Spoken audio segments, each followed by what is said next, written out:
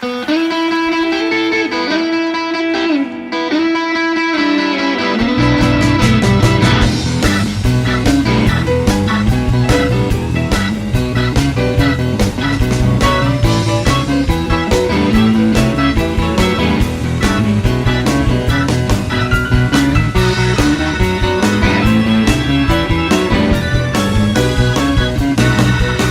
the first time I saw her, I knelt it on the floor.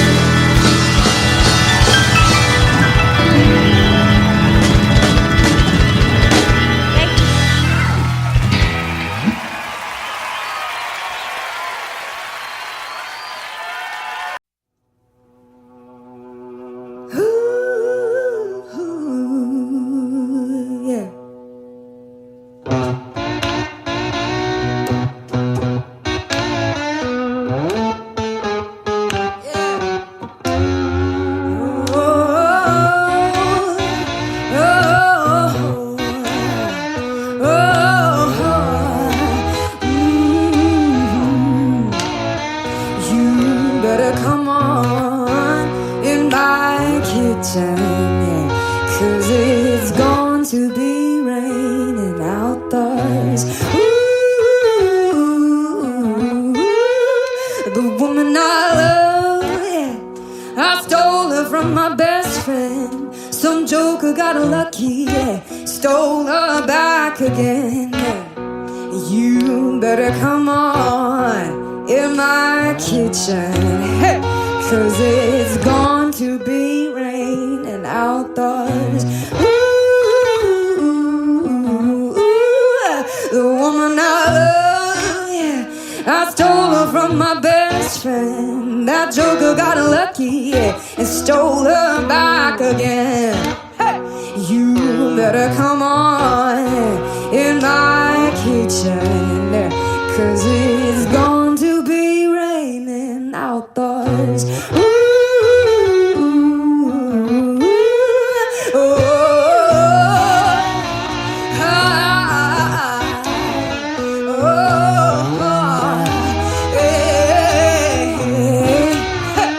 you better come on in my kitchen, 'cause it's going to be raining outdoors. Ooh.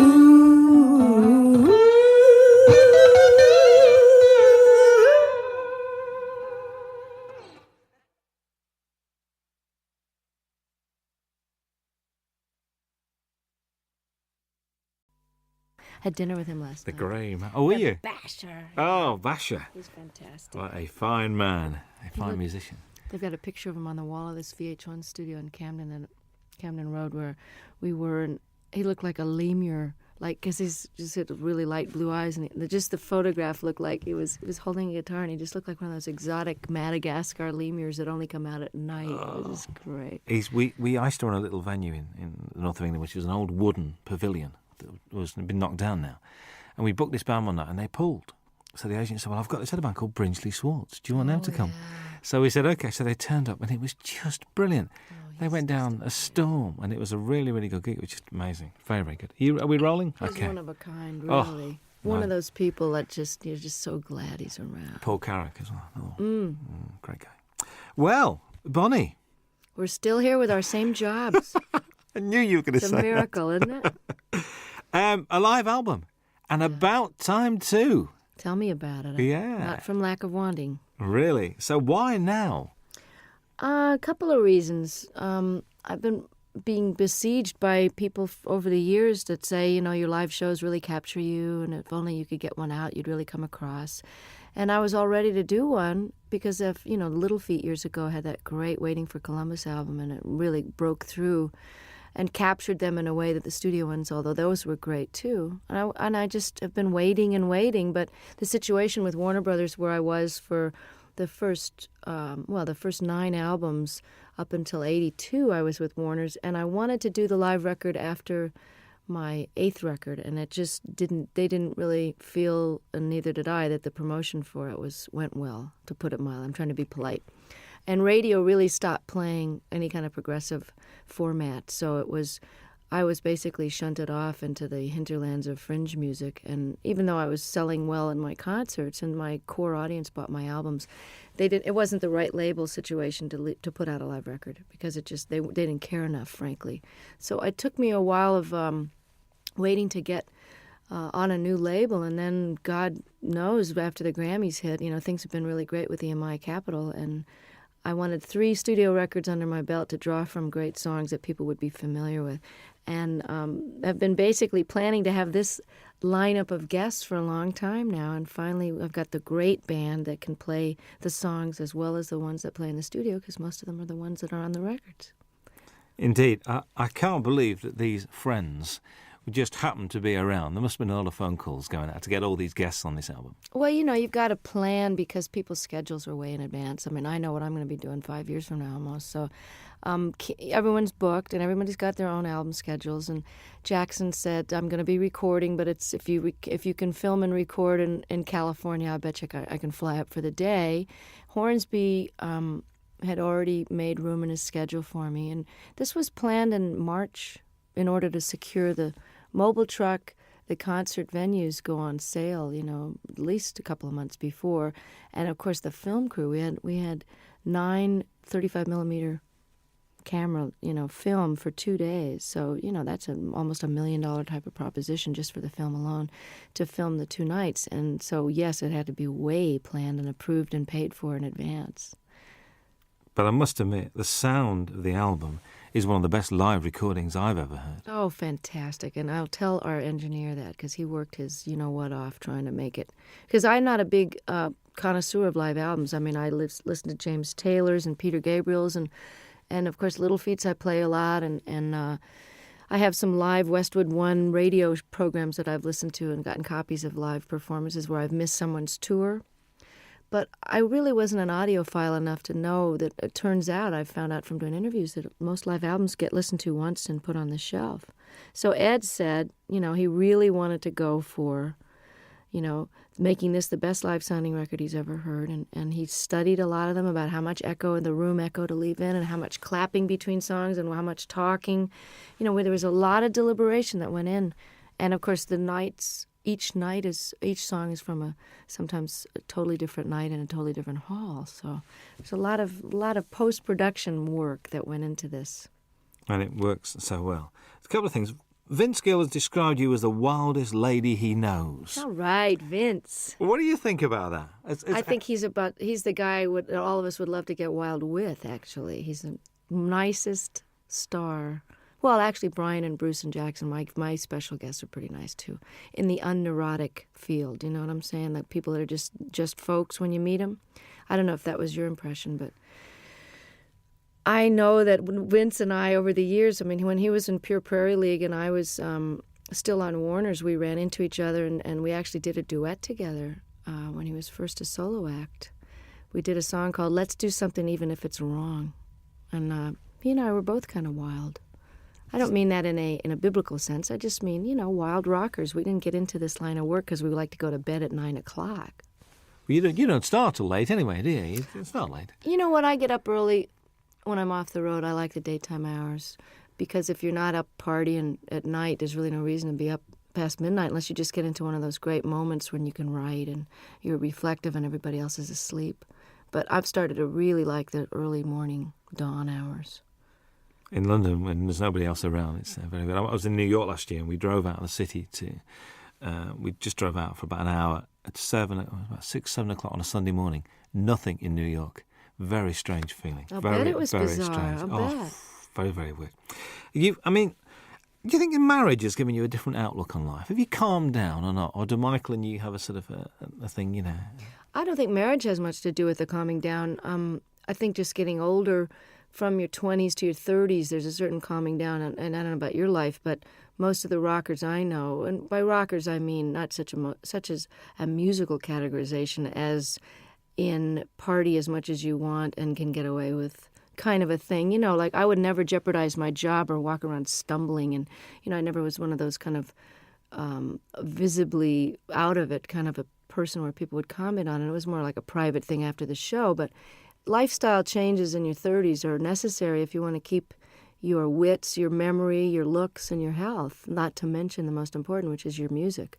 So even though I never jeopardized my job, I think my effectiveness, how many hours of the day I was able to be productive, was starting to get affected by my extracurricular activities. So my calming down that way happened in my mid-30s when I kind of quit drinking and took up yoga and bike riding and doing all those things with the ravages of time so that you end up feeling more energetic and more able to do your gig and have more fun because it just isn't fun to feel bad, I know some people make a career out of it, but the feeling bad is for the young.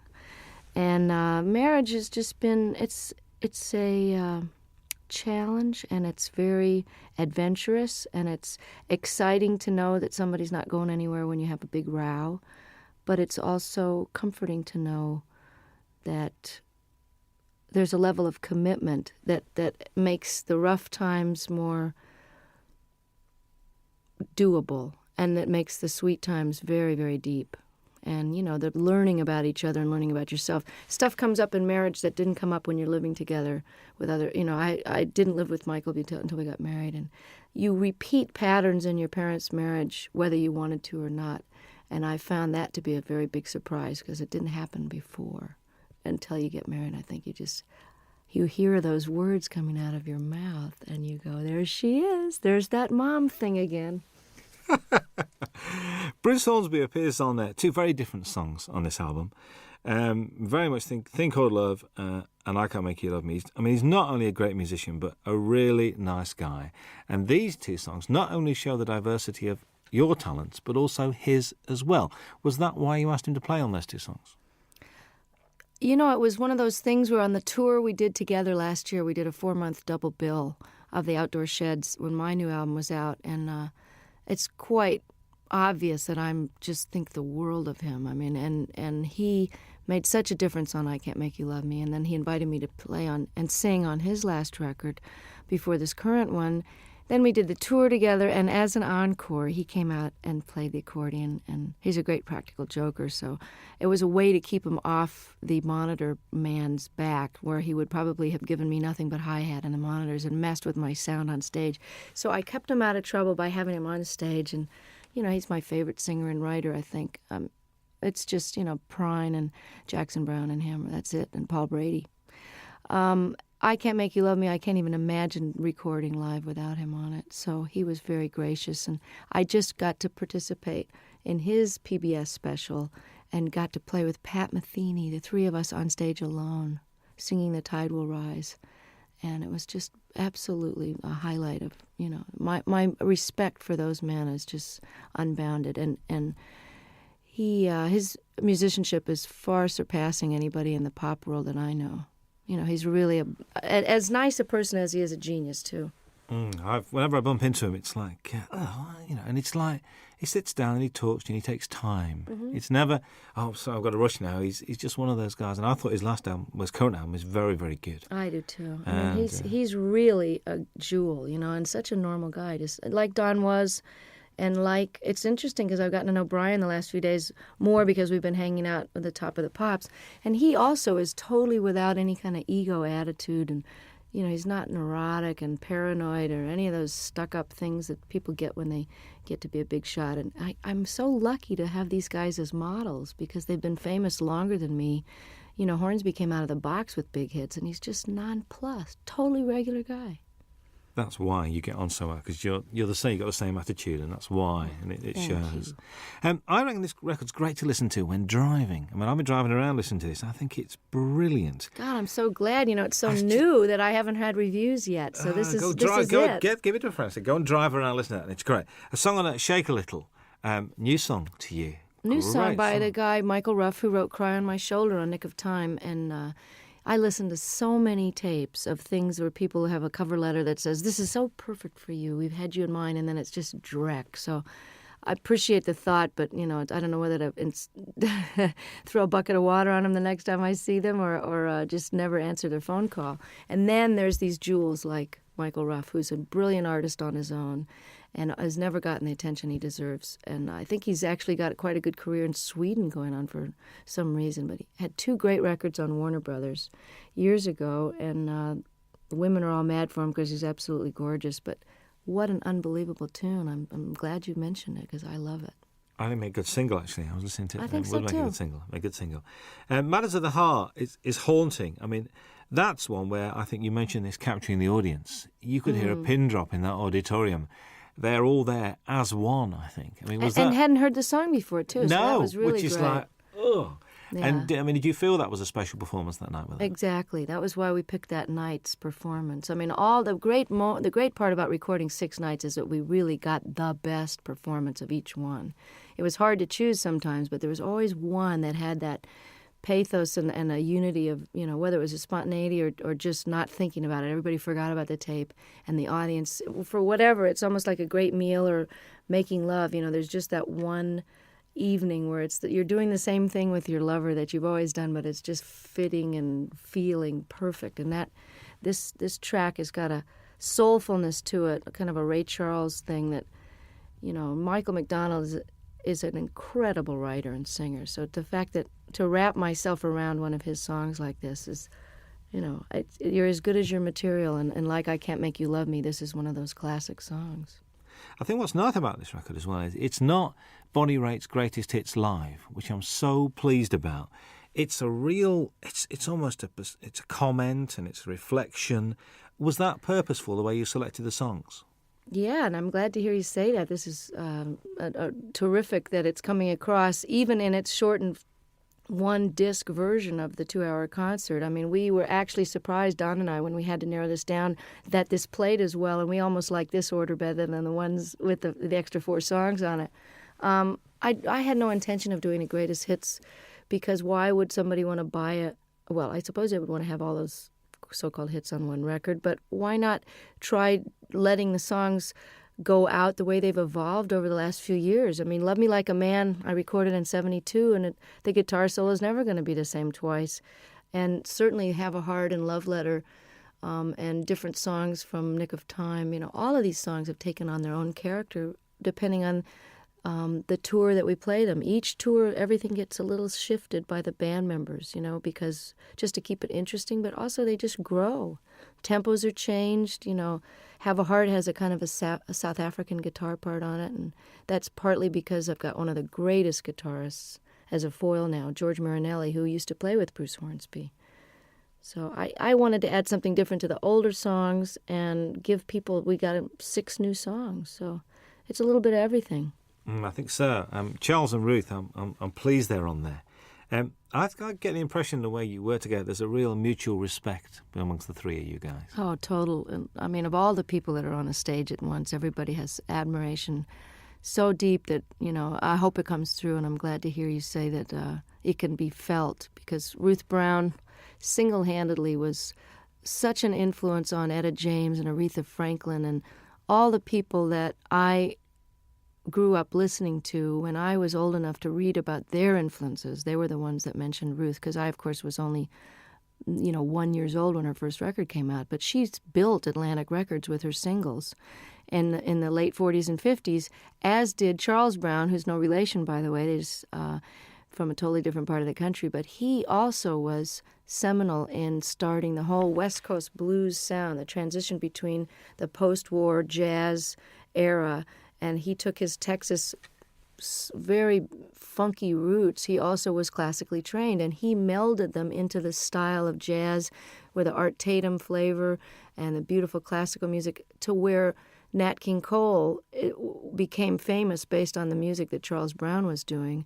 And, of course, Ray Charles is a direct descendant, although he doesn't credit Charles, and has never turned around and really helped him, nor has Chuck Berry and some of the other people that really grew up idolizing him. And I always felt it was strange that the great rhythm and blues artists and the white artists of today, who owe such an incredible debt to these pioneers, would not only not put them on the show, or at least throw some money towards the organization out of which they can get some health insurance, since they didn't get any royalties. Because this is the biggest criminal revelation I found out in the last 6 years, is that nobody before 1970 did get royalty participation. And we've just now gotten to the 4th large company to only now, 6 years after the organization was founded, to agree to pay a 10% royalty starting today, for example, as opposed to 30 or 40 years of lost royalties and 10 years of CD sales with no money coming, no health insurance. Every other every other industry has health insurance and takes care of their own, except ours. So this is a call out to the other artists that are listening and fans to make sure you support the reissues that are paying royalties, and don't buy the bootlegs, and don't sell the records direct. Send the money directly to the artist, believe me, before you rip them off for the 3rd time. Absolutely. That's the Rhythm and Blues Foundation as well we're talking about. Yeah. Good to see blues on this. A fine tribute to Mississippi Frag McDowell. And I remember one night in the middle of winter going to Lancaster University, which is like in the middle of nowhere, because a friend of mine rang me up and said, "We've got to go and see this guy playing." I said, "What's it?" He said, "Mississippi Frag McDowell." I said, "Okay, we'll go." Went along, there was 8 people there. But the guy putting it on loved him, and it was obvious. The guy running the gig said, "Look, I spent my money on this, and just come and enjoy yourself." Isn't that the greatest? Because Fred, I'm telling you, was the most exuberant blues man. You know, they always say, oh, they're so full of pain and grief. I mean, Fred loved to play more than anybody I ever saw, and they're just re-releasing I Do Not Play No Rock and Roll, one of the greatest double albums, and I think it was recorded here in London. I'm not sure if that was the one, or maybe there was just that in concert where he's wearing this Mexican poncho over a bright yellow sharkskin suit with a bolo, string tie, just unbelievable getup, and loved the girls used to just flock around him, these little white American and English girls just bat their eyes at him, and he loved it so much. Just like John Lee Hooker is just rolling around enjoying his success now, Fred was like that, and one of the greatest Delta bluesmen that ever lived. I mean, you say on there, you think these songs get better with age. Do you think your work gets better with age? I sure hope so. I mean, don't you think you're better at your job now? You got more seasoning and humor and perspective and knowledge. I mean, I always think people, as they get older, if they're lucky enough to keep their wits about them and don't get too cranky and discouraged, that people's wisdom and opinion at 70, 80, 90 years old they're like gems, If you're smarter now at 45 than I was at 25, why won't I be even smarter at 65? So I hope that my music is richer and deeper and more accomplished. And I never saw B.B. King or John Reid or Pablo Casals or Segovia get any less with age. They just got more. Absolutely. You're always introduced, which I do like, as Bonnie Raitt and her band, including Hutch and Ricky now. I mean, they're part of the furniture. Hutch, how long's he been around? He's a long time. He's has the distinction of being one of the only white guys ever play in the Neville Brothers, although they've had a white guitarist for a while. He is so respected by every type of musician. He played in Central America, lived there for a while. The New Orleans cats think he's just it. He lived in San Francisco, was in a band called Copperhead. He knows Celtic music inside and out and can play jazz, Algerian music. I mean, there's nothing the guy can't play. And if you ask him a question, he can give you every detail of every side musician. So he's like a walking encyclopedia. These are sort of nice guys to have around, I think, to contribute to what you're doing. Oh, I'm so lucky and this is the best benefit of success, is that while Hutch has been with me for over 10 years, at whatever salary level I was at, he was with me during the rough years in the 80s too, rough meaning couldn't pay very much. Ricky, who has been a successful producer living in Australia, doing film scores and, just co-produced the Boz Scaggs album. And, for those of you, Ricky Fattar from South Africa, he was in a young band called The Flame that was quite famous and was in the Beach Boys for a while. I'm able to afford musicians of the level that I've got now, and that is probably that and raising really great amounts of attention and money for political causes that really need the bucks.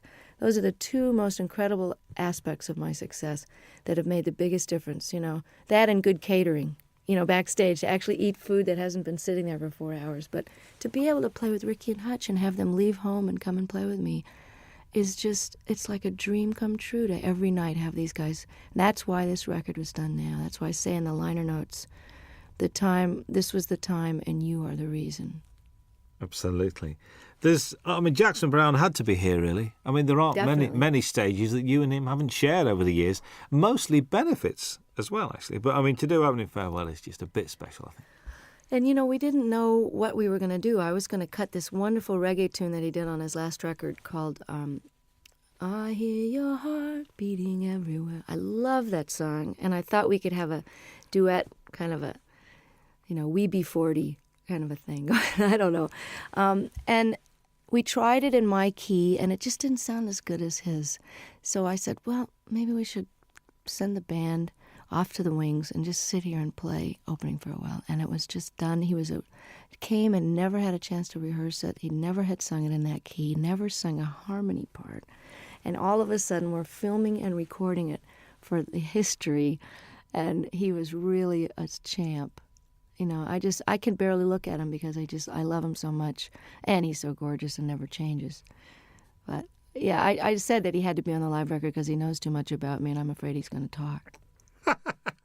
He knows where the body's buried. Well, I know where his skeletons are buried too. So.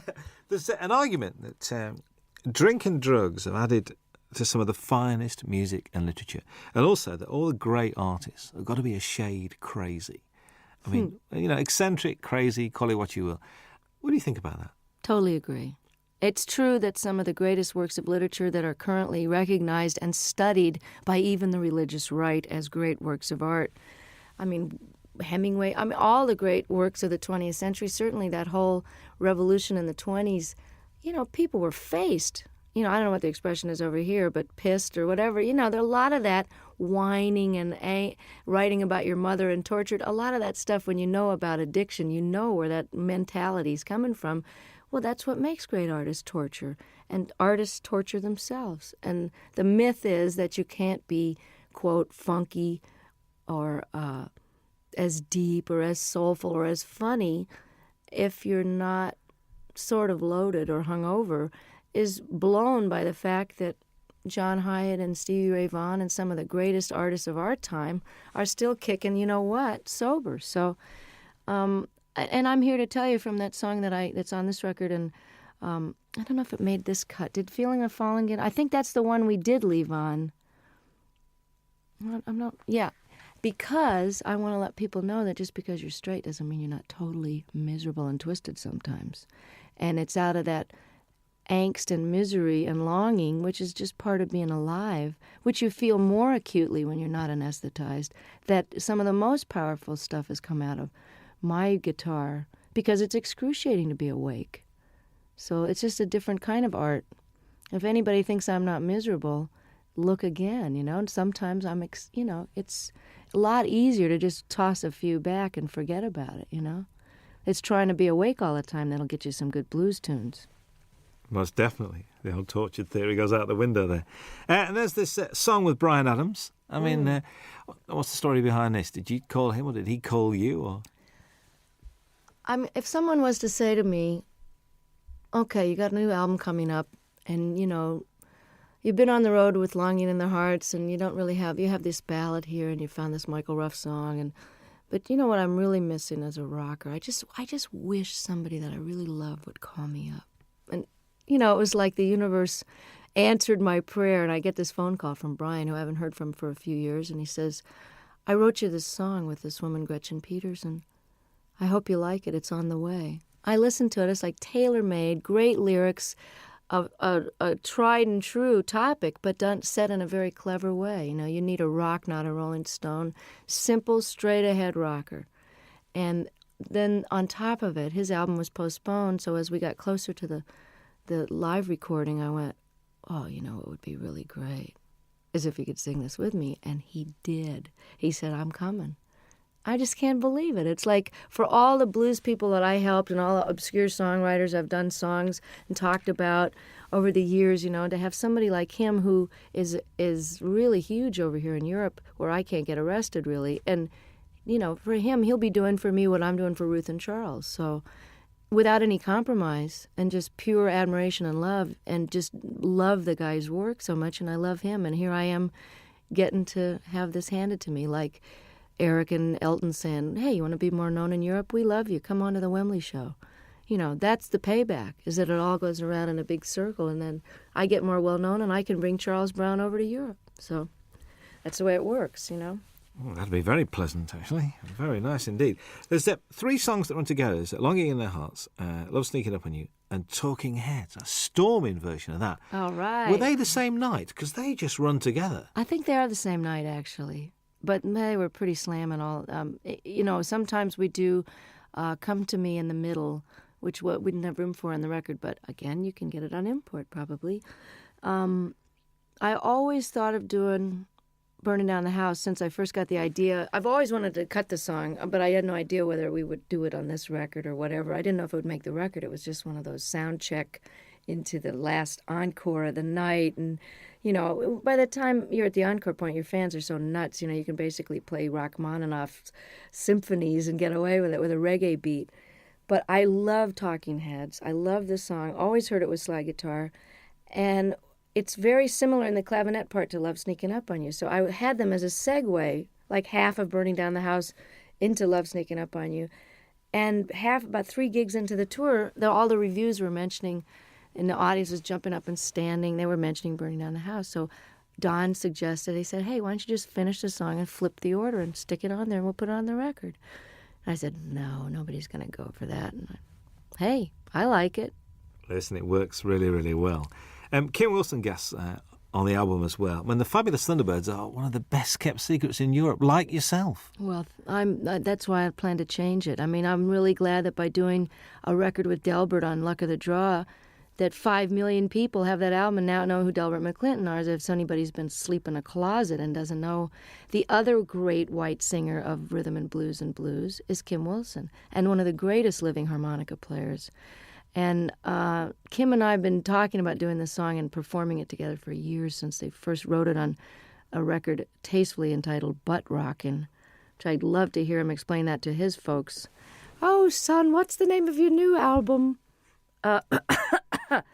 Well, Mom, we decided to call it, So if I can get Kim more exposure in parts in the, for the moment that I'm in the sun here, and just let people know how brilliant this guy is, I'll be able to die happy, because he is just incredible. You know what? Listening to this record, I do have a problem, because I'm not now going to be able to say to people, you mean you don't know who Bonnie Raitt is? This is causing me a bit of disturbance here, because it looks like the single's going to work, and if the album works, you've knackered a lot of the things that you know who Bonnie Raitt is, and they go, who's that lady who sang that song? See, I'm enjoying coming over here and still being a cult artist, and that, now I'm getting all letters from the people in the States going, you were mine for 20 years, and now I really resent the fact that everybody knows who you are, and they're playing you in the supermarkets. But I wrote the guy back. I said, hey, 20 years in small theaters, can't you cut me some slack? I get to have Ricky Fataar in the band and Hutch.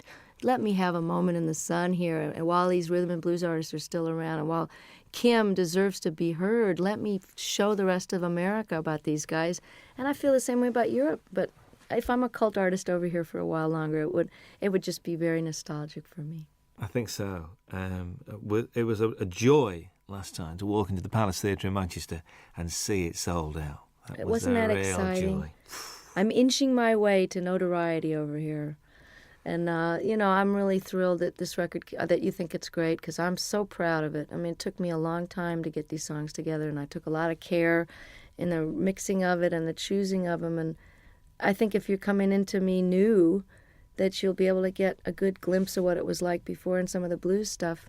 And, I don't think anybody should be determined by their latest single. So, I'm not a singles artist. So if you've never heard of me and you hear the Bryan Adams track and you like it, check out the rest of it, because there's a lot of good people on there that deserve to be heard while they're still able to play. I think so. I think how anyone cannot be moved by Jackson Browne's version of Stay, I will never ever know.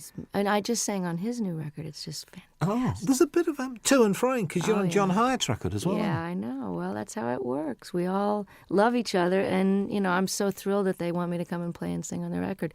There's a great band out of New Orleans called the Subdudes, and I'm on their new record, and it's a fantastic record. Support act on the tour, actually. Oh, it'd be. That's if you got there early, that's right. They were over here in England. It's true. That's right with you. How's the songwriting going? I mean, we've been progressing. We've had like 3, 4. We're getting there. I'm inching up there in the quantity. But one of the reasons I'm taking a hiatus is because I haven't stopped working either on the Rhythm and Blues Foundation or the different benefits that I've done and organized. My own touring schedule, making up for all these years I didn't tour outside the United States. I haven't had any time to write, so it's time to go live a little bit so I've got something to write about. Because honestly, writing about the catering in my room in the hotel is not going to make it for a topic. And getting any more personal than I did on the last record would be a challenge, because I'm just going to have to figure out and take a break so that it's done from inspiration and not out of obligation. So does this mean that, I know because you're not a winter person, so come sort of spring, are you going to be treading these shores? I'm hoping to have the first break from touring in 25 years after this live record. I was doing this now, and I did a record with my dad, and it's out on Angel Records with a 42-piece orchestra. We did 3 songs together. It was just great fun. And I feel like I've done my bit with Charles and Ruth and Kim and done my major opus here, and it's time to take some time for me, because if you don't fill up and take some time off, there really isn't anything else to say. And I honestly don't think I'm going to be touring this next year unless for some ungodly reason, or perhaps truly godly reason, this record with Brian and this record takes off in Europe, and then I'll be a brand new artist and come over and show people where it's really at. A brand new artist again? Yeah. Again. Well, you know, I'm an overnight success, Robin, you know that. There's a description that I read, I'd like your comments on, really. After years of singing about broken hearts, faithless lovers and no good men, Bonnie Raitt entered the 90s at the peak of her already lengthy and impressive career. Has the 90s been good to you, do you think? Oh, yeah, definitely. I mean, I don't think you could argue with the kind of Cinderella story that happened to me when I well, just a lot of changes were made personally before the Grammys happened. But I think in your 40s, while, like as I was mentioning before, it's a little harder to be older and awake, it's also easier and more fun to be wiser. You know, does that make sense? It's easier because I know how to do things better, and I know how to handle stuff. I can handle my success. I can handle disappointments. I don't mind getting angry. I know that it's not going to last for 5 days. I'm just getting angry. So the process of growing up is happening now, as it is for a lot of rockers, because it's just sort of a postponed adolescence sometimes until your 30s and 40s, and then that's when people settle down. So I've had a really great last 5 years, and I'm looking forward to another 25 and another couple of live records in the middle of those. Absolutely. Bonnie Raitt, thank you very much indeed. Nice to be back. Hi, this is Bonnie Raitt. Very happy to be with Robin Ross on your radio. I want to go to Scotland. If we send him a tape, right, he'll do a 2-hour special. Wow. He's like a big supporter, isn't he? These guys are just, you know. Thank you, Dave. Thank you for the homeland, for the young girl who's found her way back to your shores any minute now. I'm threatening to show up for Hogmanay again. Again? Oh, Well, tell people God. this time, will you? See, I'm the only one that remembered what happened those 3 days. The entire country was out of their minds. But the studio was. I'm coming back with a video camera because nobody in America believed it. You know, well, they had some sort of sponsorship. They had little bottles of booze on the table, and there was like 65-year-old people just totally clapping and yahooing it up, which is a little glimpse of what, like, a Crosby, Stills and Nash audience is going to be like in 20 years. You know, will be a bunch of old geezers singing, you know, just a song before you go. But I'll still be all applauding. And Sheena will be singing Morning Train, and me and Brady will be out there on walkers singing Thing Called Love. Yeah, I found another Brady Buncher. Curtis Stigers is a Brady Buncher. Yes, he is. Curtis Stigers is a Brady Buncher. I found somebody else as well. You know, guess who cut Paradise is Here? Cher. Heard it from Brady's lips today. I'm not kidding. That'd be great. Let's find it right now. Really? So it must be this new album, because she's done the Mark Cohn Walking in Memphis. That's the single, so it'll be on the same album. Well, it's good. I'm glad that she's going to get them some wider attention, you know? Brady's record was great, wasn't it? Mr. Cummings won't know what's hitting. He won't know what to do. I know. He's great. I'll ring him up. I really wanted to do that song too, but Tina had already done it. I think that Cher track's coming out for Christmas as a Christmas single. Paradise is Here? Well, that's good. I'm glad. I mean, I don't know who produced her, but I hope it's great. My engineer's producing Anne Murray's new record, which should be great. All right. Yeah, she's terrific. When I call you up. Remember when she did that? She would do an acoustic, would she? She should have done. She wouldn't do an acoustic for us. She's doing one now. Hello. I'll come in here and do one. Yeah. We had John Hyatt. John Hyatt did 2 songs. Did he? Yeah, John did 2 songs. Finn did 2 songs, did they not? Which is Neil and Tim Well, Finn. they just told me to come and talk. They did Weather With You, and they did Nobody asked me. We'll ask you. Anywhere, anytime. You know Hey, we you like know. it. You could play the national anthem and we'd listen to. You know that. So, I'd play your national anthem. It'd be interesting. Yeah. It'd be good. We Be good. good. So you're going to Scotland on this break? You're going to try. I want to. I was threatening to go to Ireland or Scotland over the weekend, but I'd like to come back when the days are longer, because it's too hard to come over here and have it get dark at 4. Yeah. Not if unless you. Especially over that. You know what I mean? If your nighttime hours can be more Coast. productive, but I want to be able to see stuff. You know. Yeah. You were going to go around Ireland last time I spoke to you. You were going to I visit did Ireland. it once a long time ago, and I want to do it again. I may do it over the weekend. Just get down the country and see part of it. Well, I did get a whole week in did you? there. I did get a week in Scotland, a week in Ireland back in 91, right after the Grammys. Randy Newman's on Jules Holland on Tuesday night. You should get him in here. I'd love to. With Warner's, you see, Warner's a bit strange. So my best man when I got married is head of promotion at Warner's, and he won't let me do any interviews. He said, I leave it to the regional people. I said, but we're getting like 50 stations. Great. I know. I mean, Faust is a great record. Lovely man. When's Bonnie Call Raitt on Peter later? Asher and tell him I told him that he should do it. Excuse Tell me? him who you talked to. Tell him all the people you talked to and how many stations We're you going to get. start to, Just call him we got you directly. on, did we get 50 last time? Peter and Gordon. Tell him you're a Peter Gordon fan and call Peter Asher. Remember Peter and Gordon? I actually That's went Peter to see Asher. Peter. He's I said, Randy's- "No." he's Well, he used Randy's to manage manager. 10,000 Maniacs as well, didn't he? Yeah. He manages Little Feat. And now he's head of Sony, I think. That's right, I forgot. He got a new job. My former manager is head of Atlantic, then head of Warner's, now he's head of Mercury. Moving Hello. around. We're gonna fire you. Here's $30 million. Get out of here. Oh God. Now you can pay the musicians. Here's another label. Oh, Could you sign that for me, please? Are you kidding? Thank you. I've got great. I've got a shiny one because you haven't got shiny pens, have you? Can I have that on tape, please? You haven't got any Robin tape. Ross has a shiny one. You haven't Thank you. Could you sign it for me?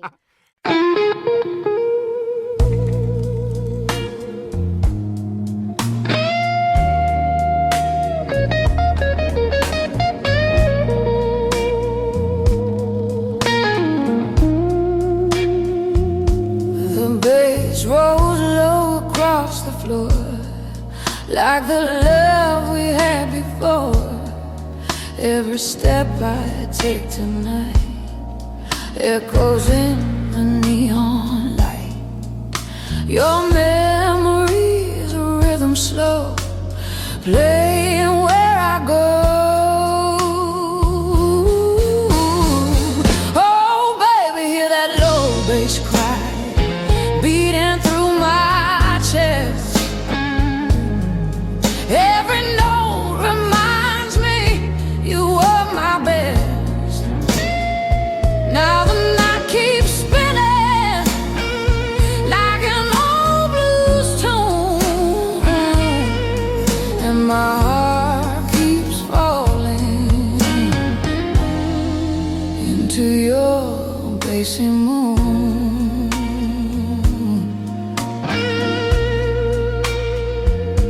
That guitar sings a broken line, like your lips against mine.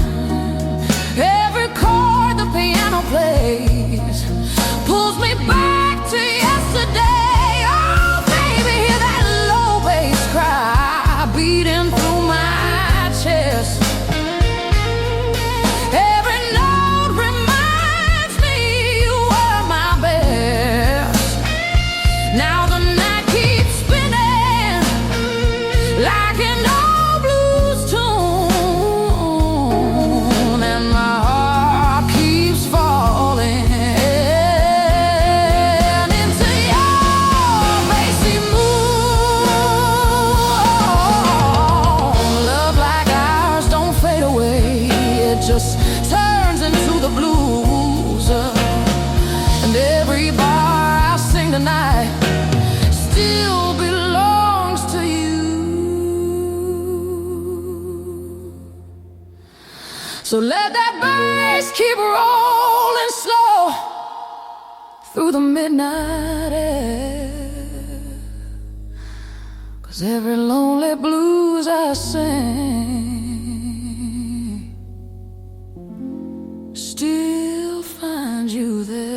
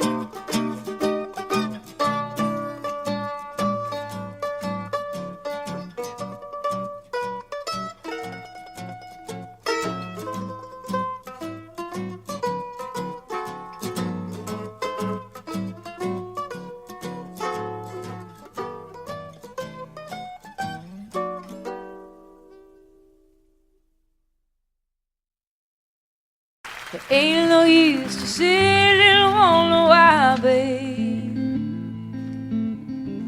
if you don't know by now. Ain't no use to sit and wonder why. It'll never do somehow. Oh, when your rooster crows out the break of dawn, look out your window and oh, I'll be gone. Oh, and you're the reason I'm traveling on. Don't think twice, it's alright. Ain't no use in turning on your light, babe. The light I never knowed. Oh, now it ain't no use in turning on your light. I'm on the dark side of the road. Oh, now I'm thinking and wondering, walking down the road. Oh, I once loved a man, a child, I am told. Oh, I gave him my heart, but he wanted my soul. Now don't think twice, it's alright. Ain't no use in calling out my name, boy, like you never done before. Oh, now it ain't no use in calling out my name now. I can't hear anymore. Oh, I wish there was something you might do or say. Oh, to try and make me change my mind and stay. Oh, but we never did too much talking anyway. Now don't think twice, it's alright.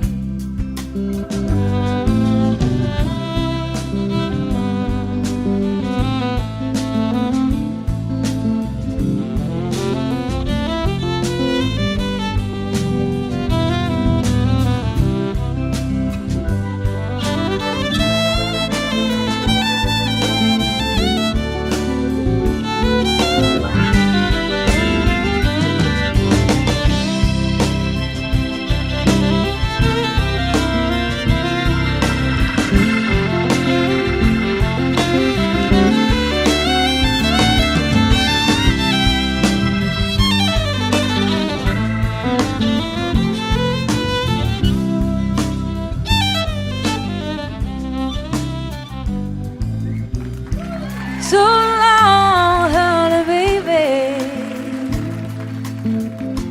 Where I'm bound, I can't tell. Oh, my goodbye's too good a word now.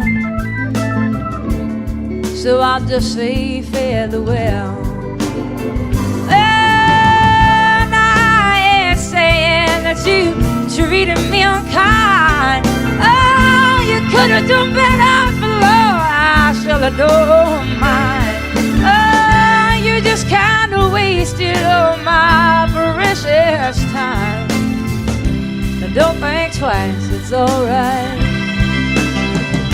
Oh, you just kind of wasted all my precious time.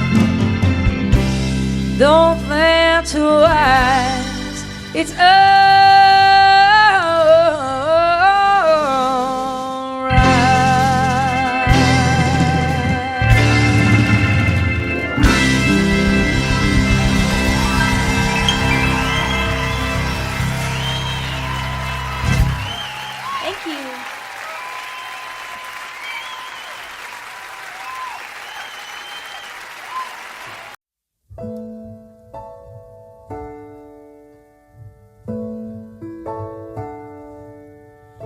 Ain't I got you on the back foot?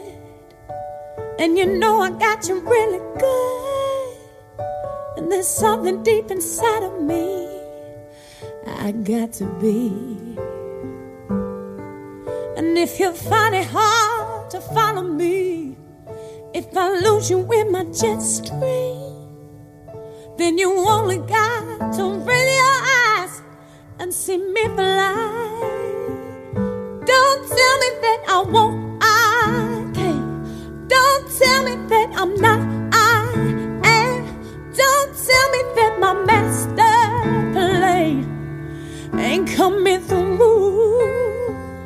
Do you tell me that I won't, 'cause I will. Don't tell me how to think, 'cause I feel.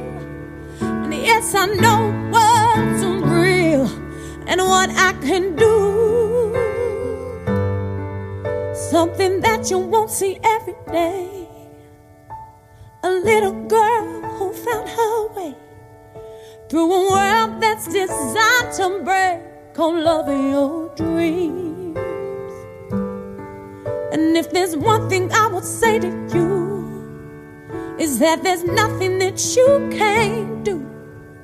And yes, it's all about your attitude. Don't let them get to you.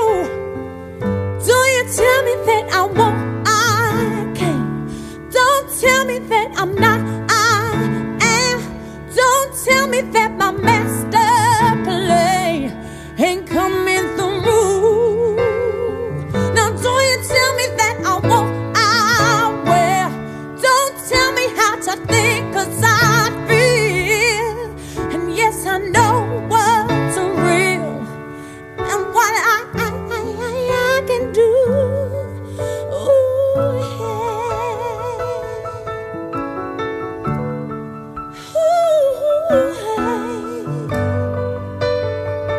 Oh, don't you tell me nothing, no.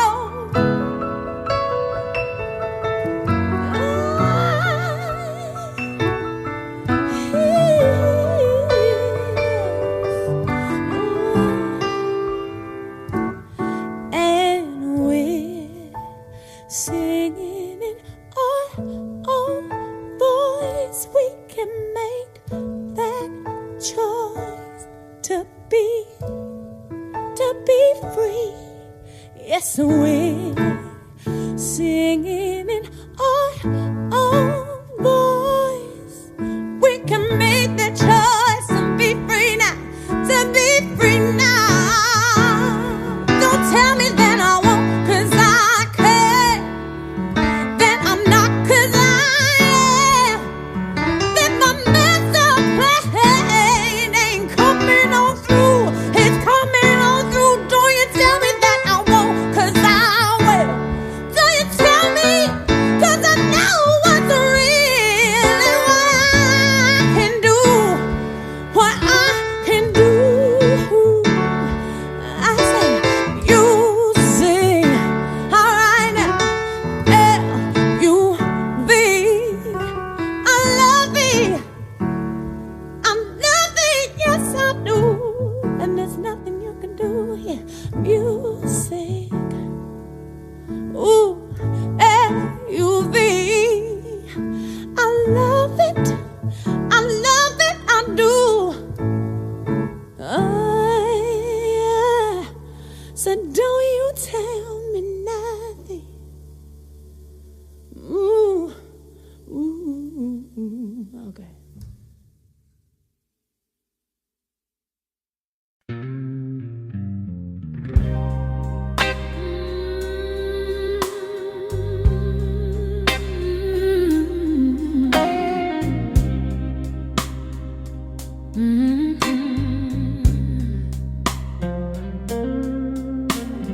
Bass rolls low across the floor like the love we had before.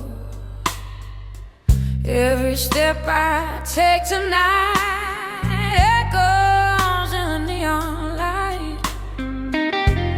Your memory's a rhythm slow,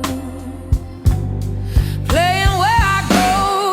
Oh, baby, hear that low bass cry beating through my chest.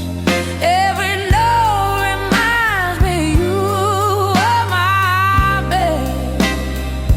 Now the night keeps spinning like an old blues tune.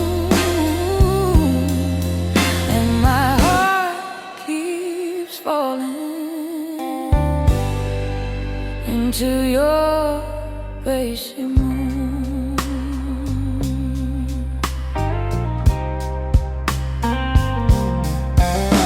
The guitar sings a broken line like your lips against mine.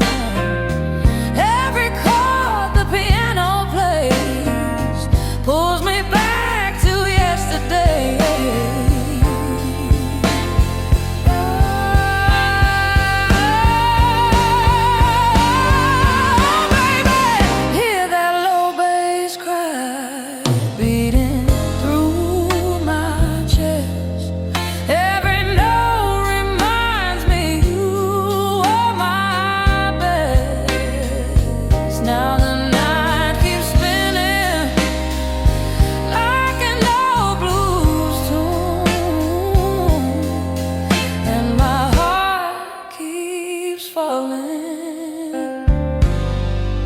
Into your bassy moon.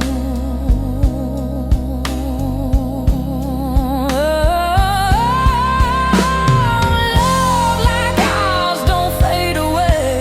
It just turns into the blues. And every bar I sing tonight still belongs to you.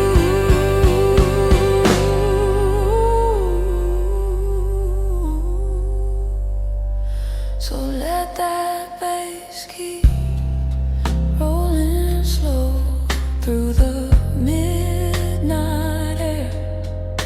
'Cause every lonely blues I sing still finds you there.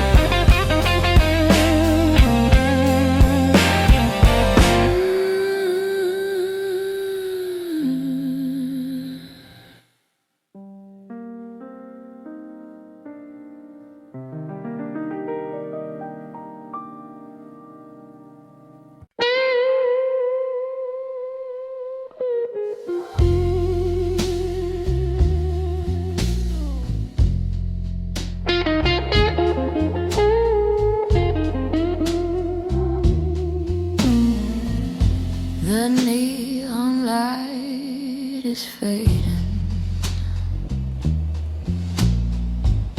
on a lonely boulevard tonight. Smoke dancing in the shadow while the jukebox cries in blue light. I got trouble in my lipstick and danger in my eyes. Every man who tries to love me ends up learning my disguise. I'm a midnight bad girl, baby, born where the sad songs play. Got a heart full of thunder and a soul that won't obey. Pour another glass of whiskey, let the saxophone cry. I'm a midnight bad girl, baby, and I love the way hearts die.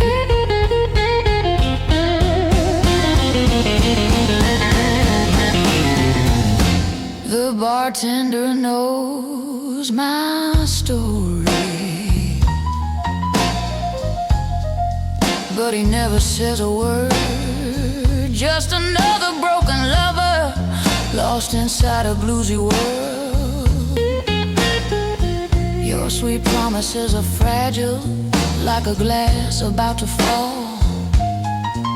If you're looking for forever, baby, you chose the wrong girl.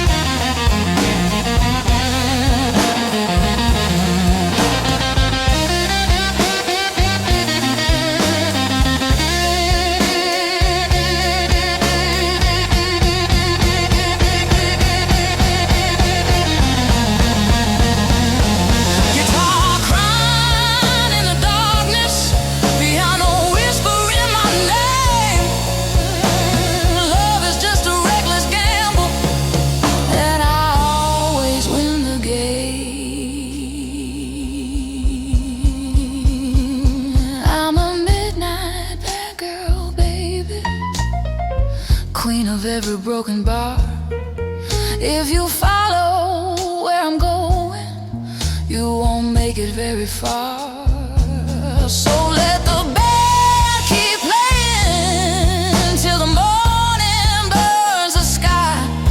I'm a midnight bad girl, baby, and I sing before goodbye.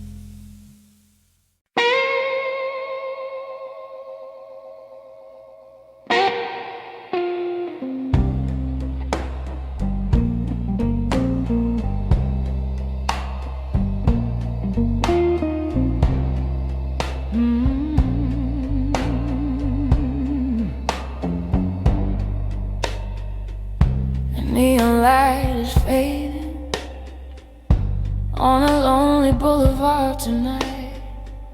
Smoke dancing in the shadows while the jukebox cries in blue light. I got trouble in my lipstick and danger in my eyes. Every man who tries to love me ends up learning my disguise. I'm a midnight bad girl, baby, born where the sad songs play. Got a heart full of thunder and a soul that won't obey. Pour another glass of whiskey, let the lonely saxophone cry. I'm a midnight bad girl, baby, and I love the way hearts die.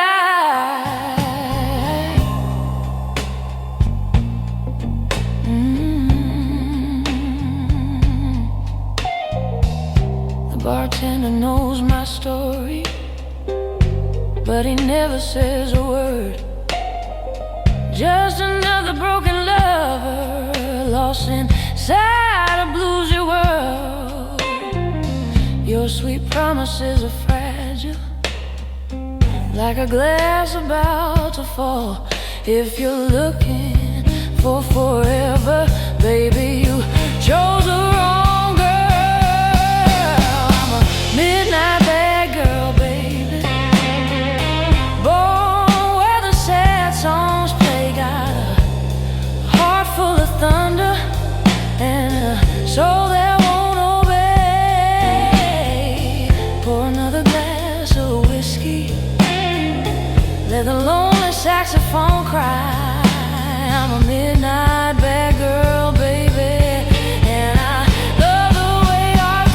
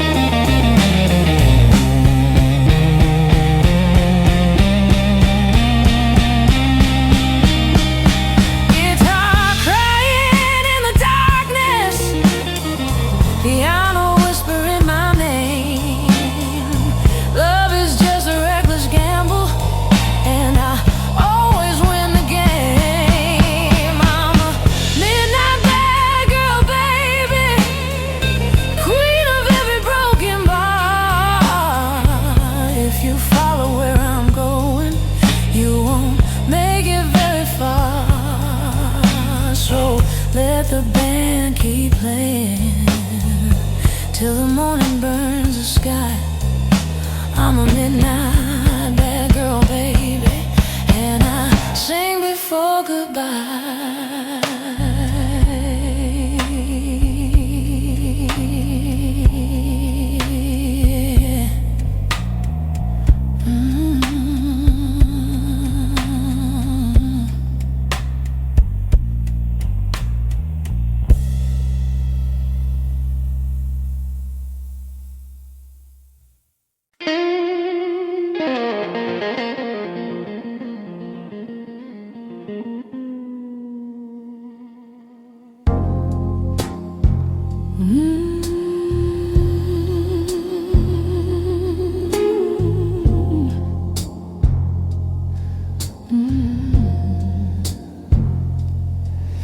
That bass keeps rolling through the night, like your footsteps out of sight.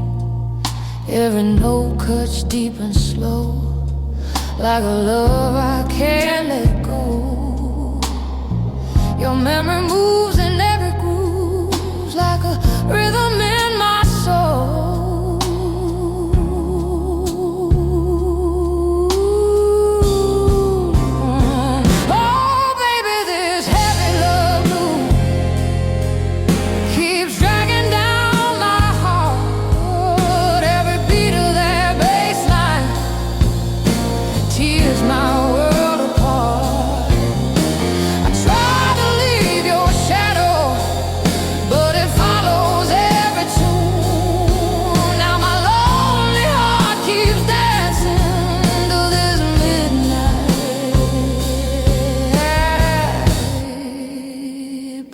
Blues.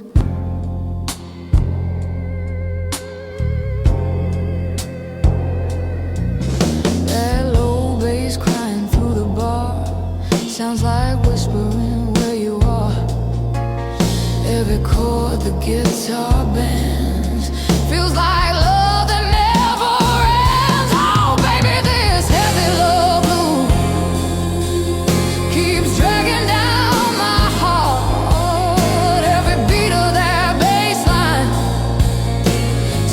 My world apart.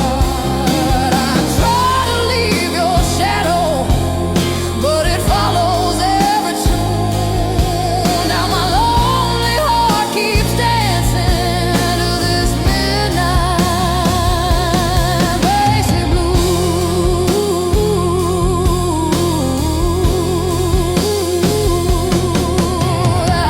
Baby, love's a low, slow rhythm you can't ever outrun. Once it gets inside your heartbeat, girl, the blues have just begun.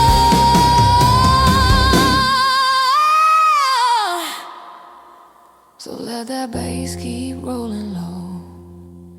Let the whole world hear my pain. 'Cause every blues I sing tonight still whispers your name.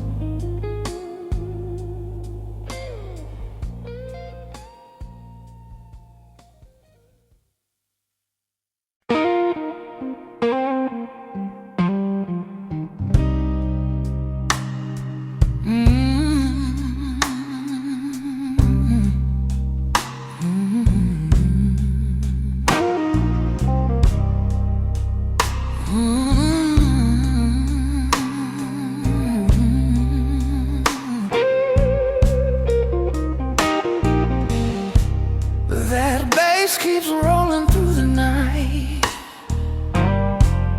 like your footsteps out of sight. Every note cuts deep and slow, like a love I can't let go.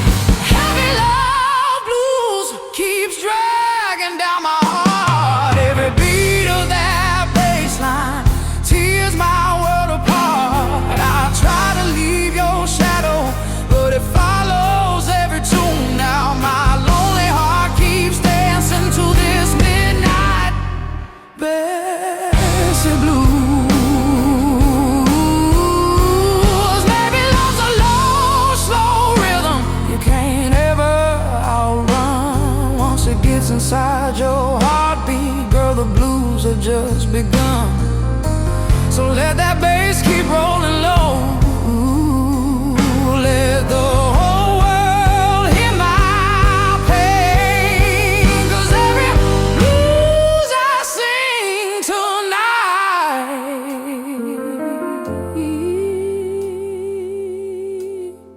still whispers your name.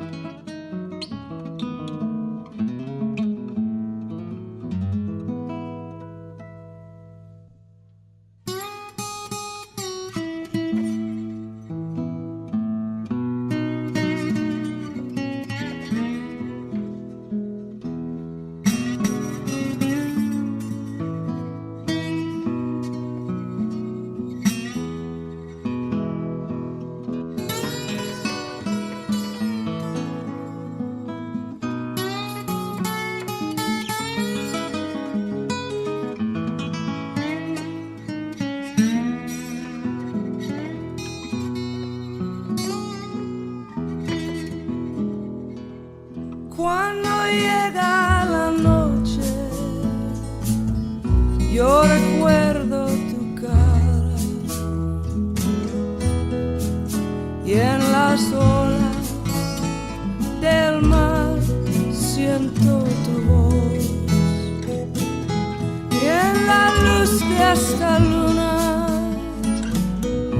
es tu piel que me roza. Y esta brisa azul trae tu corazón más cerca de mí.